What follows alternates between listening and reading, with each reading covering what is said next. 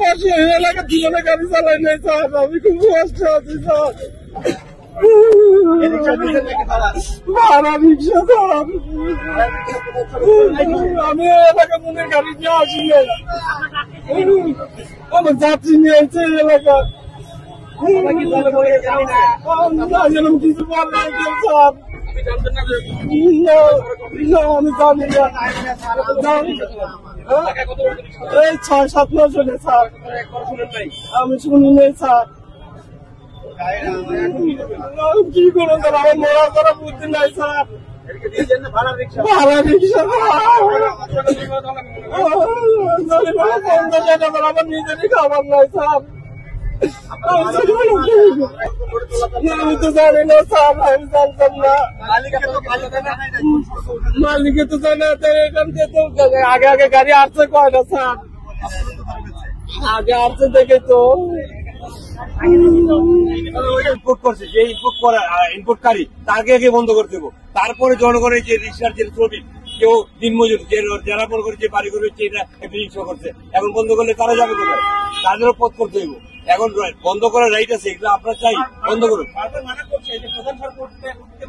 সরকার VIP রাস্তা totally বন্ধ করে দেবো, না শুনলে এটা কঠোর যেভাবে ব্যবস্থা করা দরকার আপনার করতে হইব। কিন্তু হ্যাঁ, এই ব্যবস্থা আইনগত প্রয়োগ যেভাবে সমন্বয় করা যায় এটা, তারপরে তারা যে মালিক সমিতি আইসা অতঙ্ক ভাবে মানে বিশৃঙ্খলা ভাবে যে সৃষ্টি তৈরি করে।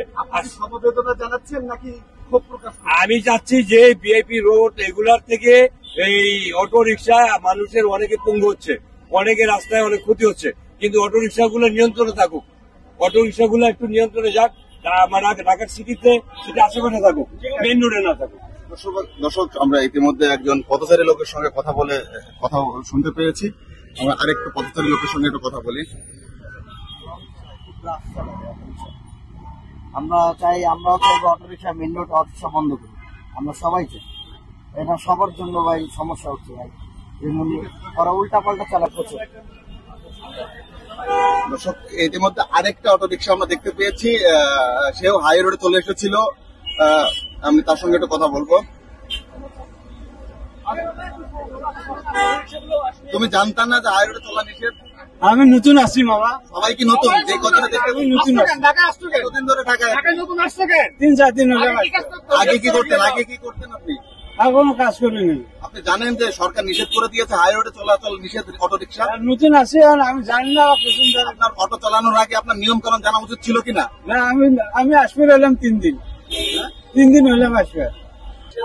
আমি গাড়ি বাড়ি যেতে পারতাম, আমি গাড়ি চালাই 2 দিন ধরে। ঠিক আছে, আজকে আগে কি করতেন? আগে পায়ের চালাইতাম। আপনি নিয়ম নীতি কিছু জানেন না? যে সরকার তো নিয়ম করে দিয়েছে যে হাই রোডে রিক্সা অটো রিক্সা চলা যাবে না। আপনারা কেন হাই রোডে উঠেছেন? আমরা তো এগুলো জানি না, জানলে তো আর পাইলাম হইলে। আমরা গাড়ি চলে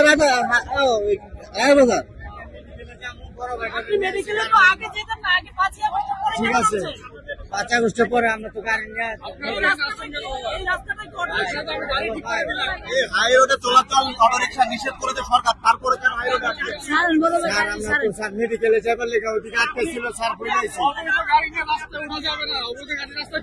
একে তো অবৈধ, তারপরও নিষেধ, হাই রোডে চলাচল নিষেধ, তারপরও এই অটো রিক্সাগুলি দেখতে পাচ্ছেন। এই অটোযানের জন্য, অটো রিক্সার জন্য সারা ঢাকা শহরে যেটা হাই রোডগুলো রয়েছে সেইগুলো আসলে দুর্ঘটনা ঘটার সম্ভাবনাটা আমরা বেশি দেখতে পাই। জানি না মামা, আমি পঙ্গু মানুষ, আমি আইতাম মামা।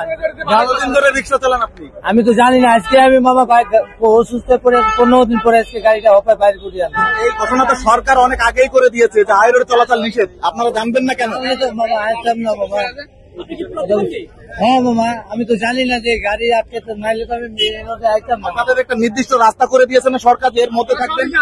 জানি না মামা, জানলে মামা আইতাম না। আপনি জানেন না মামা, মূর্খ কি করবো, লেখাপড়া, আমি লেখাপড়া জানি কি খবর শুনতে পারলেই হয়। আইন জানতে লেখাপড়া লেখা না, শুনলেই হয়। এগুলো সব শোনা কথাই, এগুলো সব শোনা কথাই। ইউটিউব, মোবাইল সবই চালান আপনারা সবই জানেন। জানলে তো মনে হচ্ছে আপনার মোবাইল পকেট হাতে যখন অ্যান্ড্রয়েড ফোন পাই আপনারা সবাই জানেন। ভাত পাই খাই আর এক মিনিট মোবাইল সবাই জানেন, আইন বললে লেখাপড়া লাগে না। আগে তো আপনারা উঠতে পারতেন না, পরে উঠছেন, তাহলে কারণটা কি বলেন? ছেড়ে দেন, হ্যাঁ? মামা আমি তো আগেও চালাইছি মামা, হাসিনা সরকার থাকা গেলেও আমি গাড়ি চালাইছি, আমি তো জানি না, আমি তো এই যে মেন রাস্তায় নিচে তো এরকম তো খবর আমি জানি না। হাসিনা সরকার সময় চালাইছেন, পলিগালা তো ঠিক আছে, আমি বাবা কি যে মেন রাস্তায় কি করলাম, 15 বছর ধরে আসছি আমি। এটা বুঝতে পারছেন? তাহলে তো আমি মামা মেন রাস্তায় আসলে কোনো বৈধতা গাড়ি না, এটা সম্পূর্ণ অবৈধতা গাড়ি। ড্রাইভারিং লাইসেন্স নাই, গাড়ির কোনো বৈধতা নাই।